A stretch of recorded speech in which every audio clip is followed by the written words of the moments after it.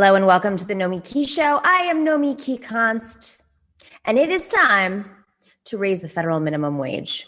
We need to do it now, and we need to raise it to way more than the $15 an hour proposed by both the Democrats in the House and the Senate and presented by President Biden in his stimulus package. Of course, they're saying that will happen in 2024. Now, there are people who say this issue does not belong in a stimulus package. So let me explain why it absolutely does belong in this debate. Neoliberals, the moderates, and even some conservatives say it is very important for the recovery to be equitable. This is not only a matter of racial, gender, and income inequity. An unequal economy is a weak and vulnerable economy.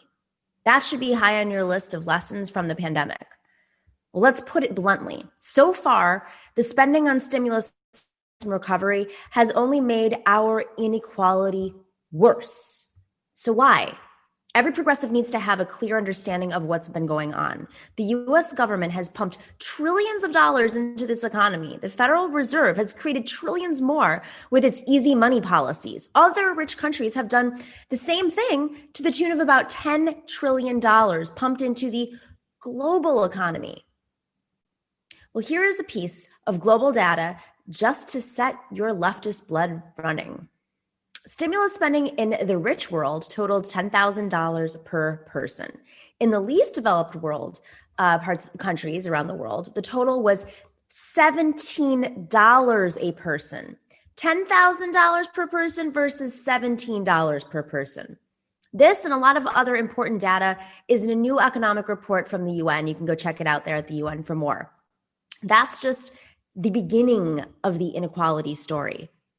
So come back to those trillions of dollars. The good news, as the UN report says, is that all of this money prevented a catastrophic Great Depression collapse. Well, so far. Instead, we have merely the worst crash since the Great Depression, 3 times worse than the Great Recession of 2009. And where has all of that stimulus money gone? Did you get your $10,000? I didn't get my $10,000. Well, much of this stimulus money has gone into the banking and financial system, where it is bidding up the prices of stocks, bonds, and even Bitcoin. The front page of the Financial Times today reports that emergency stimulus has created a corporate funding frenzy, as they so delicately put it. This is why stock markets are soaring while people are dying. One investment manager put it this way to the Financial Times, quote, "Markets are priced as though coronavirus doesn't matter anymore." If you are looking for an example of unfair ways the markets distribute the wealth, here is Exhibit A, and we must fix this now. Stimulus spending and loose credit can't just be an engine for creating wealth for corporations and their shareholders, which brings us back to raising the minimum wage. You know the human arguments for raising minimum wages. No one should have to work 40 hours a week just to live in poverty. The minimum wage has not increased since 2009. The average wage of American workers right now is $11.80. We are a consumer-based economy. So how do these historically low wages pump this economy and Wall Street? Not to mention, if wages had kept up with just inflation, our minimum wage would be $34 an hour. We haven't mentioned rents, the cost of living, college, all historically high right now. And debts, of course, are as well. Healthcare costs and debts, student loan debt, credit card debt. I believe we should be starting with a $30 an hour minimum wage today. Not in 4 years, but today. And if we can't do it nationwide, we should advocate city by city, starting with businesses with over 75 employees, maybe even attaching commercial rent control, because that's a big problem. But those businesses with over 75 employees are the ones who have resisted paying workers living wages and providing benefits because they're making a lot of money for their shareholders, for their CEOs. So we now have a new argument for raising the wages. To reduce the rampant inequality and create a resilient economy, we must recapture some of the Wall Street windfall from all that stimulus. Sure, raising the minimum wage costs employers money. That's the point. They can afford to raise wages. And the country cannot afford to leave so many people behind. Big companies that depend on low-wage workers are awash in money right now. Look at Amazon. They didn't even want to provide PPE to their employees, not to mention benefits and living wages. Now, it may be that small businesses will need some help through the transition. So let's give that to them. We can afford it. They need more help as it is to recover already from this economy. So we have to get a lot smarter about how we are getting the economy restarted. We need to channel more of this stimulus into the pockets of working people. Raising the minimum wage, a lot, is a good place to start. And I vote for a $30 an hour minimum wage today, not in 4 years, not in 10 years. The fight for 15 started 10 years ago. This is an issue of equity, of course, but it is also an issue of building an economy that works far better than the one that just collapsed out from under us. Raising the minimum wage is just the beginning, by the way, not the end of this movement. Have you heard of LBM Holdings LLC? I didn't think you did. They are one of the biggest distributors in the country of building supplies. And guess who owns them? The private equity firm Bain Capital. So just in the past few days, because interest rates are low and the financial system is awash in all that stimulus money, LBM went out and sold bonds worth $400 million. And what will they do with that money? Raise wages for their lowest paid workers or hire some workers as housing sales boom? No, LBM is going to pay that $400 million they borrowed to fund a payout to Bain Capital. Tell me in what world that makes sense at a moment when our economy is still on its knees. Now, blaming capitalists for profiting from disaster is like blaming fish for swimming. It is what they do. And that is what government is for, to rein in the market, make it fair and better for society. That is what this is all about. That is what our movement is about. And if we're not going to do it now, then when will we? We have a wonderful show today. We're going to be talking to Brendan O'Connor. He is the author of Blood Red Lines, How Nativism Fuels the Right. And then later we talk with Jordan Zakarin and Simon Narode about the GameStop situation. I don't know if you guys are tracking that, but speaking of an unregulated market, Reddit seemed to crack the code on how to boost stocks. It's a fascinating story. Stick around for the second half of the show. But first, make sure to click that like button. If you're not subscribing already, this is the moment to do so. And join us on Patreon for as low as $5 a month. That is now cheaper than I just got a nice coffee and it was $6.50. So it is cheaper than an iced coffee in New York City for sure, because the rents are too damn high. That's what you're paying for in New York. It's the rent. So for as low as $5 a month, you can join us on patreon.com/the Nomiki Show. And of course, our book club is underway. We are in the first month. We are busy reading. We have some new interviews with authors. Author Harvey K for his second interview about Thomas Paine, whose birthday is January 29th. And also we have an interview with Arun Chowdhury, who talks about the Plunket of Tammany Hall that goes up today. You're definitely going to want to listen to it. There's so many lessons I learned from the Plunket of Tammany Hall. And then from Arun Chowdhury's just like crazy knowledge of how Tammany Hall worked. You definitely want to check that out. Join our book club at patreon.com/the Nomiki Show. We will be right back right after this quick break.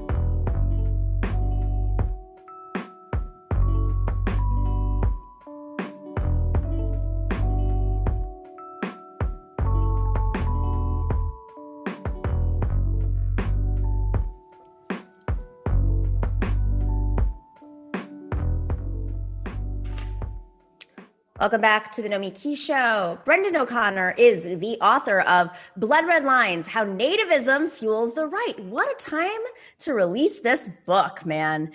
Are you psychic, Brendan? I don't know if I'm psychic, but thank you for having me on in any case. Thank you for writing this book, man. I feel like everybody's desperately like trying to figure out what's going on. Not that we didn't have a sense of it before, but it really came full force in the last few weeks with the attempted coup. So, what inspired you to write this book about nativism and the far right? So I have been covering the far right in different forms since the end of the Obama administration, and was kind of looking for a way to bring together a lot of the different threads that I have been following. And it seemed to me that nativism and militant anti-immigrant sentiment was one of the things that is an undercurrent of all of the different parts of the far right that I was writing about, from the billionaires and millionaires funding different parts of the Republican Party to the street level, street fighting fascist organizations. Nativism is kind of one thing that stitches it all together, but it is a very complicated kind of phenomena that I'm trying to look at. How would you define nativism? Good question. I would define nativism as a particularly militant form of nationalism that is mobilized by xenophobia and anti-immigrant sentiment, in the service of a kind of racialized idea of nationhood. It has a relationship as well to managing labor and managing the flow of different workforces, but primarily it's a kind of nationalist sentiment and ideology. So, when you have these billionaires, which I'm really curious to hear who are these mysterious billionaires backing this? Is it so much that they are nativists, as you just said? I mean, what's wagging the dog? Is it is it the nativism, or is it the economic model which is built off of oppression and racism and white supremacy, if I say so myself? Right. So I think that the prevailing dynamic that has in recent years been disrupted by nationalist right-wing populisms, not just in the United States, but around the world, is a capitalist order that mobilizes racism, white supremacy, nativism as a way of managing the working class in different parts of the world.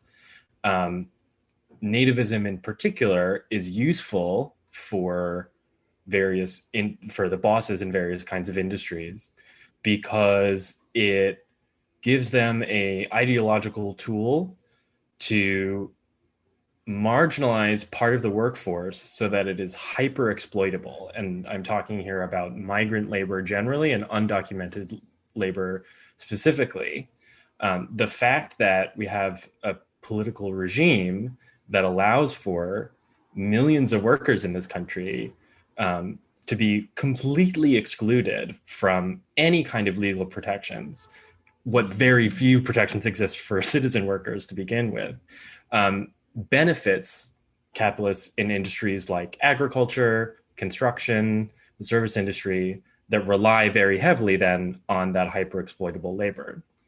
Now, the nativist sentiment, I think, in recent years has kind of developed its own momentum and has kind of reached a kind of escape velocity from the orbit of capital, where now there are nativist ideologies that are kind of prioritizing nationhood and the sovereignty of nationhood against a kind of globalized order of capital. And so you have a sort of rivalry and a contradiction that has emerged within the Republican Party and then adjacent to the Republican Party. And Trump is one symptom of that, but I think it's a much deeper kind of crisis that we're looking at. You look at the Trump administration, though. I mean, I think or even the coup. What was really strange to me was how this coalition of folks some of whom are identify themselves with the ideologies of Nazis. And you have folks who are aggressively racist and misogynist. But if you look at, like, just say the Trump White House, Jared Kushner is Jewish. His daughter Ivanka Trump is converted to Judaism. Yet then you have Stephen Miller in the White House somehow working. How does this all work together? Do they just put their beliefs aside and say, well, for the good of money and power, we're willing to let this one slide?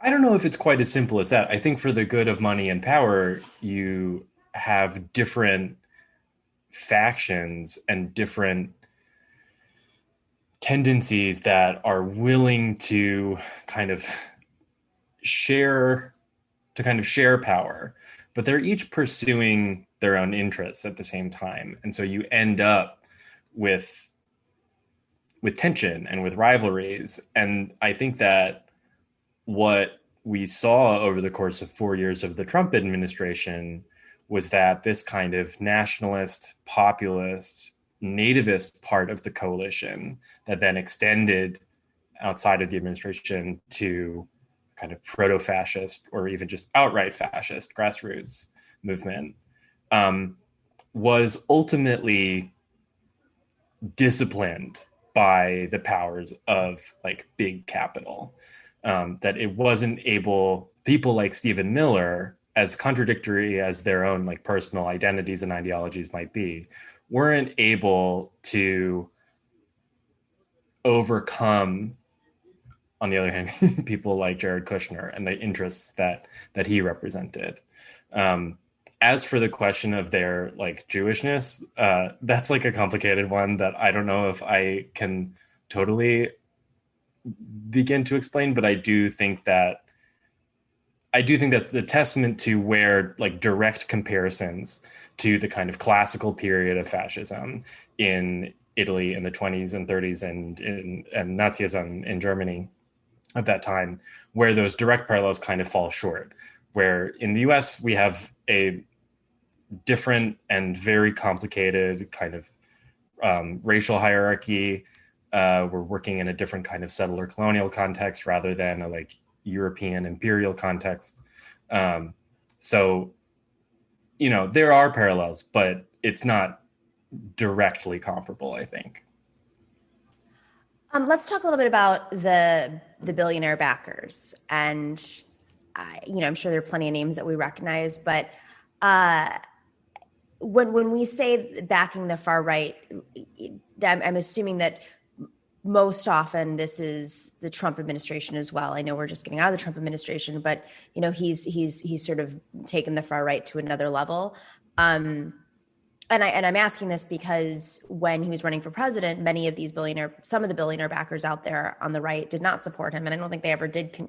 Where there's the Koch brothers who never ended up joining his crew. So who are these specific billionaire backers that are invested in this nativism? So one of the individuals that my book focuses on is a woman named Cordelia Scaife May, who was, to be fair, not a billionaire exactly. She died with $500 million in her kind of left to her estate, so only 500 million or so.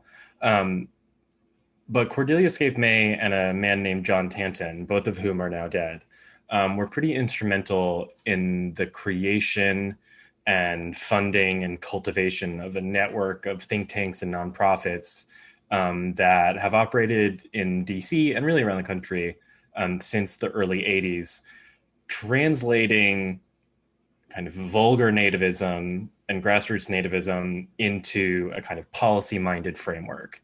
And they existed for a long time at the periphery of the Republican Party, and then with the Trump campaign of 2016, were sort of brought closer to power, and then many people from this network ended up staffing parts of the Trump administration, particularly in the agencies that touched on immigration. So that's an example of someone from this kind of elite sphere putting in the funding and helping build out the resources to sustain these kinds of ideas and movements over time. But Cordelia Scaife May she was an heiress. Like, she was an heir to the Scaife and Mellon families in Pittsburgh. So her financial interests were kind of abstracted from any kind of industrial purpose.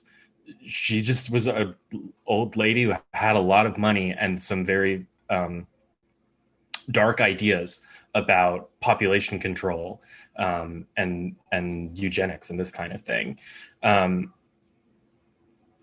When it comes to, funding for the far right, I think we need to, other than those kinds of cases, we need to take a kind of broader view. There are examples where you're right. The Koch brothers were always kind of ambivalent about Donald Trump individually.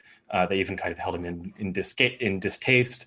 But the networks that they created are so vast that parts of it ultimately did end up supporting the Trump agenda, and the movements around Trump, where inevitably there's a kind of confluence of this interest in maintaining minoritarian Republican control that the establishment Republicans are interested in just as well as the kind of far right radicals are, and then the really extreme radicalism of Trump and the Proud Boys and the militia movements.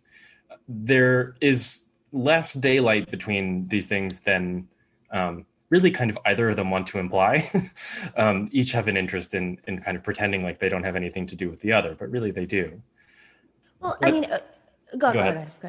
I was just going to say, to kind of put a final point on it, like, I wouldn't want to imply that there is, some kind of like red string that we can draw to connect, such and such billionaire to such and such street fighting fascist organization. There may be some individual cases where there's sympathies, but the broader argument that I'm making in my book is that this is that this is an ideological movement that is developing.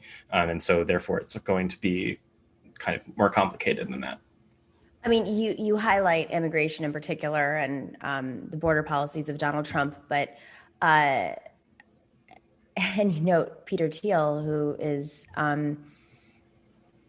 what is he, probably the most famous libertarian now that exists. I don't know what you would call him. I mean, to me, seeing sort of the next, Trumpism and his form of nativism, whether it goes away or not, let's just say it does go away. Peter Thiel's not going away, and these policies that are interwoven into capitalism, as you note, are not going away anytime soon unless we really crush them in some other capacity. So how do they overlap? How does Peter Thiel and his company and Trump's border policies, how do they overlap? So, I mean, in a very kind of, that's an example of there being a direct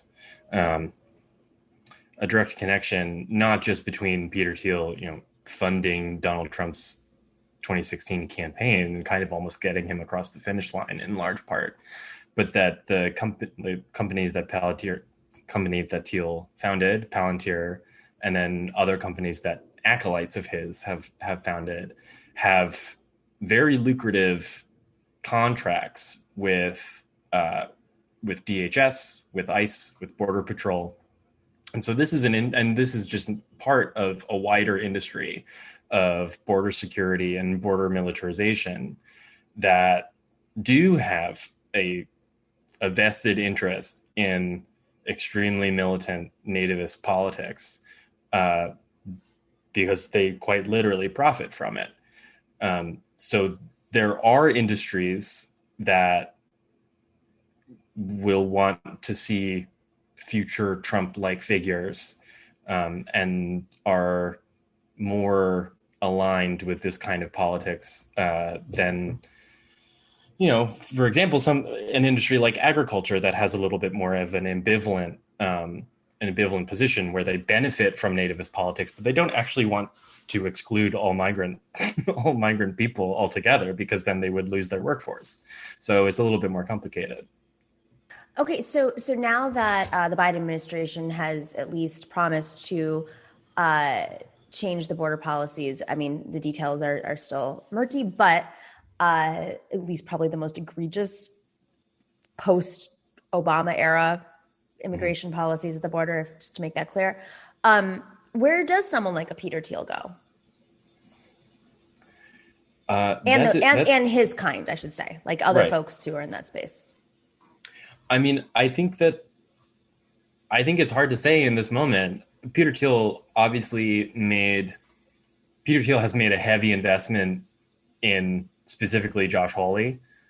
He's given him a ton of campaign funding over the years. Shocker. Yeah, shocking. I know.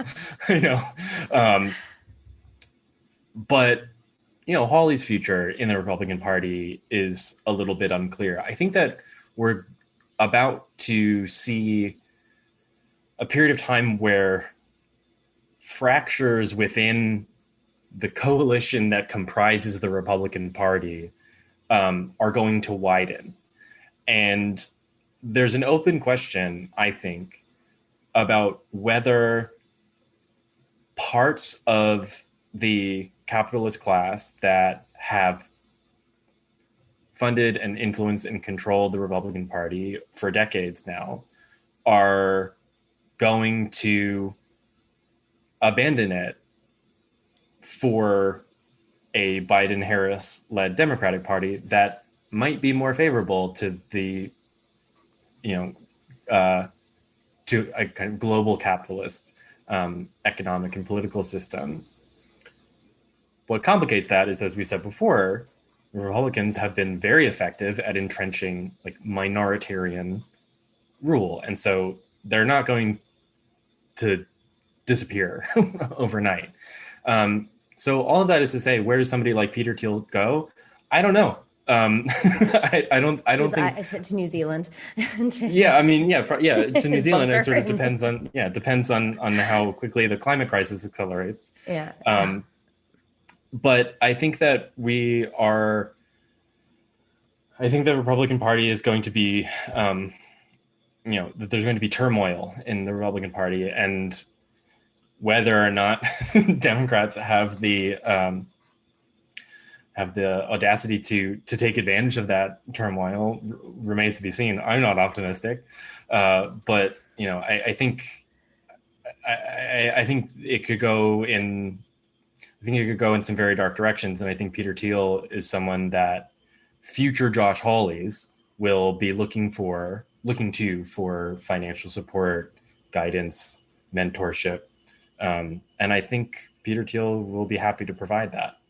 Which is why the Biden administration and all the Democrats need to crack down now while they have the power for the brief 2 years that they might have the power for. And that we, of course, need to pressure them to do this, because if you want this nativism to go away, I'm glad that you had the money sources. My perspective is kill their money sources for now. So they don't continue. Brendan O'Connor, super fascinating conversation. Would love to have you back on. I feel like we're going to be talking about this a little bit more. Unfortunately, I think you're right. Well, it's good for you. Maybe you'll sell lots of books. Brendan O'Connor is the author of Blood Red Lines, How Nativism Fuels the Right. It is published by Haymarket Books, friend of our show, Haymarket Books. Go check out his book. Buy it in all the good book places, like I believe Red Emma's at haymarketbooks.org. You've got it right on screen, and give him a good book review. All right. Thank you so much, Brendan. Thank you. Before we go to our break, I just want to say thank you to everybody in the chat. There's almost too many to say thank you to. Thank you for the birthday wishes. It's been a very special day. I have a lot to do today. I'm going to have to jump out of the show early, but I will come back tomorrow with super chat shout outs. But thank you to everybody who has been giving me love so far. I'm in my late 30s. I don't know how I feel about this yet. Late 30s. I feel like, no, you can't, they can't call me young anymore. but it's been a nice day. So thank you for joining us for this birthday show. And thanks to the Majority Report crew for giving me a shout out earlier, and everybody online who sent notes, and our entire team. All right, we'll be right back after the break with Jordan Zakarin and Simon Narode.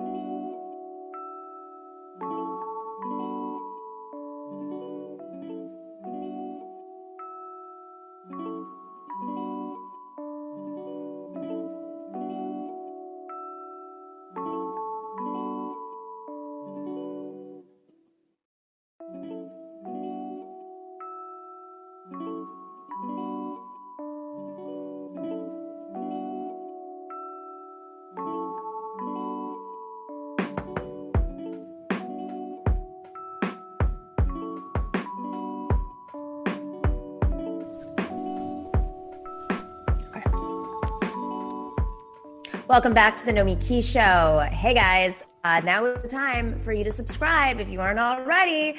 Make sure to get in there, join the chat, shake it up, click the like button, click that little bell, because I don't know, maybe one time this week I'll join at 2 o'clock in the morning and it'll wake you up and you'll say, I have to get up from my slumber and watch the Nomiki Show and her random thoughts at 2 o'clock in the morning. It'll be called the Insomnia segment. You don't know when it's coming, but it is coming. All right, enough of that. Welcome back to the show, Simon Narode. He is a former organizer for Bernie 2020. And of course, he is a member of our team here at TNS. And Jordan Zakarin, he runs the Progressives Everywhere newsletter. They're our regulars. Thanks for joining us on this Wednesday.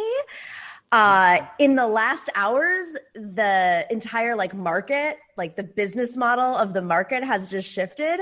We're not a market-driven show, but this is crazy. Of course, I'm talking about the GameStop story. As of right now, what is it? $320 a stock. So is this the new way to just break apart capitalism?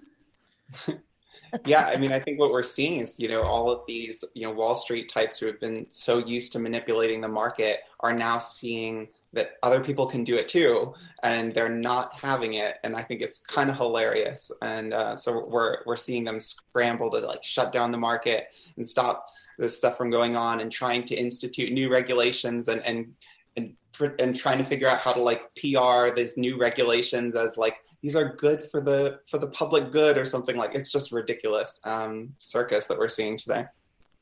Yeah, well, what's so interesting to me, real quick, just to give some folks the background here is, COVID hit GameStop really hard. So many different retailers across the country were hurt, and they were planning on closing 415 stores, and now they're the hottest stock on the market. So, Jordan, is Reddit?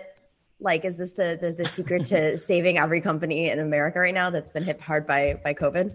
Yeah, I mean, I don't know how much GameStop, the company itself, will profit, but I think it's pretty amazing to see this. The company is, mostly controlled by these hedge funds, right? That have all this control of it. They decided they were going to just vulture it up. They were going to close stores. They're going to take real estate. They were going to fire all these workers. And, they've been gaming the market for so many years, right? They've been doing this for so long. And now these people on Reddit decided that, let's screw them and make some money ourselves. And what's remarkable is they're not saying, fair play, we'll figure out how to deal with it. They're just whining in the same way that we'll see Republicans whining, and we see because they saw, people of color and Democrats organizing and winning votes. Now we have to change the rules. If it doesn't benefit the rich white guys, we have to change the rules now. Now they're going to be in favor of changing the regulations. Urgency. It's amazing right. to see how quickly they act when they're always like, hold on. They should have to break the filibuster, I think, for this one. It's just amazing to see, like, if your whole system is built on this thing that's so easy to take down with a few determined people on Reddit. Reddit this summer was trading radishes in Animal Crossing. And so if those people can take down the entire stock market and change the way capitalism works, maybe the system isn't built the way it should be. It's pretty easy to knock down a house of cards. And I think that's what we're seeing more than anything else. So now we need to find really smart people out there who can find these other loopholes. And we just, little by little, this is how we take down Wall Street. My personal issue with Wall Street, which has just made every single industry in this country dependent on it, is the cycle. Everything is very driven by this quarterly cycle, which has really come down to like minute by minute cycle as we're seeing today. We're all beholden to this business model, which is, politicians are beholden to this business model. Media is beholden to this business model. Advertisers, it's just affected every single inch of our society. And it's complete fluff. It's like invented. It's not based on actual. Right. What? Exactly. Like, you cannot pretend that like the stock price is like a reflection of how a business is doing when GameStop is like wanting to close down hundreds of stores, and at the same time, like you said, like their stock price is soaring. So we're seeing how this whole thing is just fantasy. It's just stuff that we made up. It's not like some immutable like thing that can never go away. Like this. Yeah, that's the truth, that not just the stock market, but really all of our economic system. And you have this idea that it's the best and brightest. These people, went to these great schools and they deserve to, they worked all these hours and they deserve to profit off it and not be taxed for it. And it's now they're just, taking a bath because a bunch of, I don't know if it's kids, but a bunch of people have access to E-Trade and Robinhood and take them down, which is pretty remarkable. And you see Andrew Cuomo in New York saying, we don't want our rich to leave. We can't raise the taxes because they'll leave. And it's like, all right, well, then we'll just take their money via GameStop stocks and then they can leave and people will be taxed. So that's another way to do it, I guess. If we're going to coddle the rich, maybe we just take away their money another way. Here's my theory. Yeah, go ahead, Simon. I was just going to say, I know that Reddit is now like organizing to do this at like other retailers as well. And I think that they're already doing it for like Bed Bath & Beyond and a few others. And I just want to like caution anyone who's watching the show to be like very, very careful about getting on this stuff a little bit late now that it's getting so much buzz. All these stock prices are eventually going to fall back down to something normal. And you could stand to lose a lot of money if you're not careful. Yeah, I wouldn't necessarily participate. Like, and that's the thing. It's like there's people's pensions are in these hedge funds. There's people's money that are in these stocks. So it's not like only rich people are affected, but I think it's more an example. I don't think we want to necessarily see it happen to every single stock. But I think it's an example of why the system is so absurd and why it needs to badly be reformed, and not just to make sure that teenagers on E-Trade can't mess it up. Speaking of teenagers, there's this theory that minimum wage workers are just all teenagers, just all, working at McDonald's, and it's their side job while they're at school, and like the minimum wage really doesn't mean anything. And if we increase the minimum wage, at wherever these laborers, these supposed mythical laborers that they think are just teenagers, that it'll really hurt businesses. We have this clip of one of our favorite Fox hosts explaining to us just how the minimum wage increase should work. And this is, of course, in response to Democrats in the House and the Senate proposing a $15 minimum wage by 2025, which I addressed in the opening. Here's the other argument that maybe things have changed a bit, and that is during the 2020 election down in Florida, Florida passed it by 60%. They have gone ahead and okayed the minimum wage at $15 an hour. And a majority of the people who voted for it also voted for Donald Trump.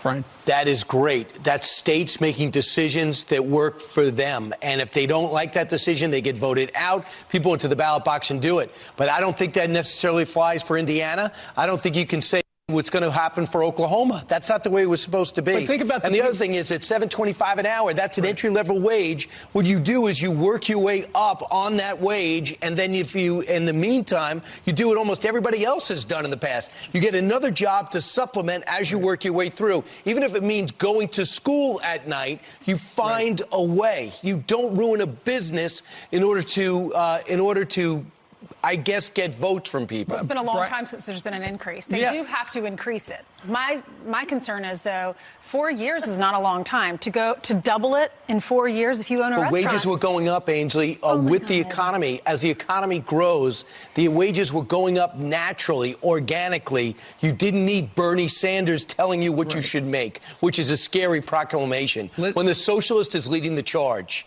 Listen, I've got 2 members of my immediate family who are adults and who are heads of households are minimum wage employees.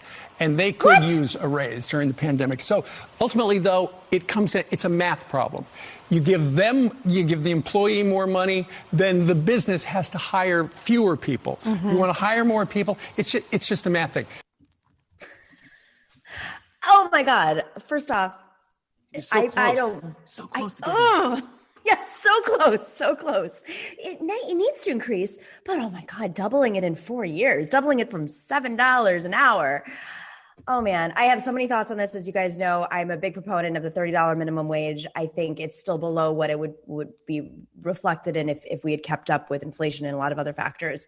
But I mean, in cities alone, like there's no way you can support yourself off of $7 an hour or $15 an hour. It's comical, it's insulting. And I think, Ducey starting off with Trump voters supported it too should maybe trigger them. Maybe they realize that their audience doesn't agree with what they're saying. Well, what was remarkable to me was this, what Kilmeade said. He was saying that, why do I know his name? That's really depressing also. But what was remarkable is that Kilmeade, he said, don't penalize a business, make someone work 2 jobs and go to school at night. And what's amazing to me is that why did we have to prioritize some business owner versus all the employees and say you have to crawl and, go through the mud in every single step of the way, struggle just so some guy who owns, it's not even a small business. Most, businesses that pay the minimum wage, small businesses are struggling. 300,000 of them have closed. It's not those people who are fighting the minimum wage increase. It's the big businesses that like Amazon that does not want to let their employees unionize in Alabama. And so, beyond that, it is like Ducey said, why do I know their names? Only half of minimum wage workers are 25 and younger. The other half are 25 and older, full-grown adults, people that probably have to support families. And so the fact he's so wrong in so many ways, just the philosophical and just numerical, mathematically, it's absurd to me. What's interesting about this the fight for 15 has been going on for 10 years. And I appreciate Bernie Sanders for taking the lead on this, but I felt like he could have gone a little bit bolder and said, we've been fighting this for 10 years, and at this rate, it'll be 15 years once this gets passed. And as you said, Jordan, I mean, half of them are under 25 years old, plenty of 25-year-olds who are head of households, by the way, those under 25. But, the majority of them are women and women of color. And if we remember the fight for 15, it was led by women of color. Simon, I mean, how do you think that we counter this message when our biggest advocate for the $15 minimum wage is Bernie Sanders? And we're like, what? That's not enough. Let's go. I know. And I mean, it's tough to see the way that I think at the end of the day, we are, we're sort of favored in this whole argument because like we look at the way that these Republicans on Fox News are trying to defend the minimum wage at being what it is right now, that those arguments, they're just throwing everything at it. The socialism, fear-mongering, the states' rights kind of thing. Like, they're just throwing all these arguments that they use for everything else, and it's not going to land. Like, you're seeing, like, they were talking about, Trump supporters who support the $15 minimum wage increase.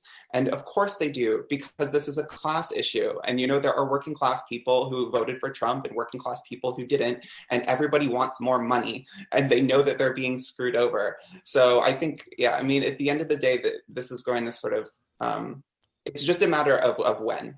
And I think it's also a matter of, like you said, a lot of Trump voters are supporting it. We're seeing that in states across the country. It's not just Florida. There's so many states that voted to raise the minimum wage, not all to 15 necessarily, but in some states it was 12, 13, and then index it to inflation. These are popular issues. And in Florida, the state Democrats did not get behind the fight for 15. They did not get behind the ballot initiative. This is amazing. They got wiped out. I actually just saw in North Dakota, this one Republican legislator, and take it to marijuana for a second, because that's another, very popular bipartisan issue. He's like, I'm against weed, but it's going to be legalized. South Dakota just voted to legalize it. He introduced his own bill to legalize Bill 1420, of course, as it's called, House bill, and to legalize it in like as small a way as possible. So Republicans are now starting to get it, and Fox News is starting to get it. I would love to see Democrats jump on this even more and not have it hit $15 in 2025, which is, by the way, after the 2024 election. So don't take a controversial vote and have it go into effect and help people only after the election. So exactly, it's just not strategically effective. Go ahead, Simon. They want to use that. They want to use it for their 2024 campaign. It's really pathetic that they'd rather play political games, and this goes for Republicans and Democrats. They'd rather play political games than actually represent us and take care of working class Americans. I want to point out something that Jordan was just talking about, how other states and other cities have implemented higher minimum wages. And when you look at the data, and a bunch of studies have been done on the states and cities that have implemented a $15 minimum wage, that it led to greater pay for greater take-home pay for workers, that it was that their quality of life improved, and it led to minimal or no layoffs at all. So all of these bunk arguments can totally be debunked through actual case studies. And I think it's not just minimum wage workers either. When you raise the base salary, you have to raise other people's salaries, other people's pay. And so it's not just for the teenagers, so to speak. It's for people who are making $7.25 an hour, people who are making $10 an hour, people making $25 and $30 an hour, because they have to be paid more. And I think that is, that sort of stuff. It's a rising tide lifts all boats. And I don't know if that's often true, but it's true here. I think that's the point. They don't want to pay everybody for their work. And that's why they don't like working with unions, who often pay their workers 50, 60, increase goes upwards afterwards, an hour, and with benefits. Of course, that is the main point. I'm going to start calling this section of the Republican Party just the denialist party, yes. Not the patriot party, but the denial, denying the reality of this economy, denying the fact that, COVID is real, denying climate change. I mean, that's all they're doing. They don't have any solutions moving forward. It's no longer about guns and gays and whatever they used to put out there. It is about denying reality. We have a clip of one of the chief denialists, Sean Hannity. Just, I don't know, do that. Maybe we shouldn't put so much energy and thought into vaccines. Slow it down, guys, slow it down. Let's think about this a little bit more. Let's play that clip of Sean Hannity. Didn't you start off telling us all that we didn't need to wear a mask? Then you did the complete 180 on a mask, told everyone to wear them. Apparently today now you're telling people to wear 2 masks today. What's next, a hazmat suit? Now remember, Fauci said last January, 1 year ago, the virus, quote, is not something the citizens of the U.S. right now should be worried about. Miranda Devine, writing in the New York Post, well, he recently admitted to deceitfully and intentionally shifting the goalposts on herd immunity in what I guess he thought was a noble lie. Here with reaction, radio talk show host Larry Elder, better known as Larry. I don't even feel like he's buying it entirely when he's saying it. He just seems sad. Yes. His spirit is crushed with Trump leaving the White House, not getting those promotional tweets anymore. He doesn't get the, he just seems sad. Now his big enemy is Fauci and AOC. That's going to be the network all day long. There's a little bit more. Let's play the second part of this. Yep. I want to start with you. All right. I don't know when my number gets called. I'm actually beginning to have doubts. I've been telling my friends I'm going to get the vaccine. They, half of them agree, and the other half think I'm absolutely nuts. They wouldn't take it in a million years. I don't know who to listen to. But putting all that aside, you know, the idea that people would pay or jump in front of the line and then finding out it's Hollywood elitists doing it, I would never jump in front of the line. What is going on? He does not like rich white guys getting any benefit.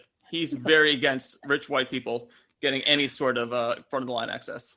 Yes, exactly. Like Hollywood elites is, it's an anti-Semitic dog whistle in a lot of cases on the network. So totally. And also, what is he talking about? He just invented that. There aren't, I mean, as far as I know, there aren't any stories of this. It's just, I mean, fine. You want to solve that problem, then distribute the vaccine to everybody. Then maybe your president should have, I don't know, ordered them, not denied COVID, maybe made sure that not 4,000 Americans died. You really, now you're so concerned, you're not going to take the vaccine at all because, some Hollywood elites are taking the vaccine first. What? And because some of his friends told him he's crazy too. I mean, I love that. I mean, he's like, I don't know who to listen to. I'm like, maybe the medical expert. And I mean, it's kind of the classic Republican trope of, disabling government and then being pissed off that it's not working, right? Had Trump, ordered vaccines and had states, come up with plans for distribution, then we would have seen, and not given it to CVS and Walgreens and all those big monopolies. If government had worked the right way, which, what we are trying to make happen now, we wouldn't be in this situation. And, maybe Trump would have been able to take credit for a vaccine like he tried to do. And I'm sure Hannity tried to back him up for doing. And now that Trump doesn't get credit and Biden's in there, then, and then Democrats are in there, they can say, hey, look, I don't even believe in the vaccine. My friends tell him crazy. How about the guy with the Leo hat? Let's see what you say. What does that mean? Do you know what that meant? I don't know, but those are his friends. I mean, I would get some new friends. Those are his friends who told him. Yeah. I don't know. I mean, I think what Simon said at the top was correct about the Republicans. They're all over the place. There's no unified message anymore. There's no briefing coming. And when I say briefing, I don't mean White House briefing. I mean, talking points that are enlisted to every single podcaster, blogger, Fox News host. Don't forget that Bill Shine, who was the head of Fox News for years in terms of talent just under Roger Ailes. He lives next door to Hannity. He went to go work in the communications office of the White House. All of this is dismantled now, not to mention Roger Ailes died under this administration. So there's a little bit of every man for themselves right now. So, lots of, they don't have their armies on Twitter and YouTube and Facebook spreading their stuff. Well, all of them at least. Well, yeah. Well, on Parler, I'm sure they're getting tons of reaction. Or Gab. Gab. But here's the thing. They're all fighting with each other because some of them might think COVID exists. Some of them may be anti-maskers. Some of them may be anti-vax. They can't get their story straight. And as long as they're all fighting with each other, not, if it weren't a pandemic where they were putting us all at risk, it would be fun to watch. But unfortunately, they're putting everybody at risk. The right being super scattered. I think this is probably a conversation for another day, but it's worth diving into the way that the Q movement is totally splintered after the inauguration and sort of where people are going now, and how some of them might be funneled into other right-wing extremist sort of conspiracy ideas, and how some of them might not. So how some of them might be now accessible to us to talk to them and bring them back. But it's a little bit of a separate thing. But yeah. There's a lot of tracking to do. I remember the days, I miss the days when our biggest nemesis was Karl Rove and thinking how crazy he was. Jordan Zakarin. Go ahead. For all the talk of the Bernie left being splintered now that he's not he wasn't the nominee of the president, I feel like we're much more unified than the Trump brigade of lots of different ideologies and right-wing ideologies in one. It's going to be, like Simon said, a story for another time, but wild to watch what happens there. Is there going to be a Simon Said segment? Oh. Why did we not think of that earlier? I love that. All right. Simon Rode, host of the Simon Said segment, and Jordan Zakarin, he runs Progressives Everywhere newsletter. Thanks for joining us, as always, on Wednesdays. And I'm just going to give a couple of shout outs to everyone because I unfortunately have to run today. So we're going to do the rest of our super chats tomorrow, I promise. But definitely want to shout out Midi Docs, who's working the algorithms, and our moderators. Thank you so much, Bob, Choke in the Orb, and Chuck Diesel on YouTube, and Dorian Sapiens and A Difficult Truth on Twitch for keeping those chat rooms troll-free And as always, special shout out to our favorite guest. Sorry, guys, Professor Harvey K, because not only does he join for the show, he also joins the chat afterwards, which is real commitment. Thank you so much. We will be back tomorrow, same time, same place, 3 p.m. Eastern, right here on Twitch and on YouTube. And for all of our listeners, thank you so much, patrons, for joining in, and everybody else on our podcast. We will see you tomorrow. Solidarity.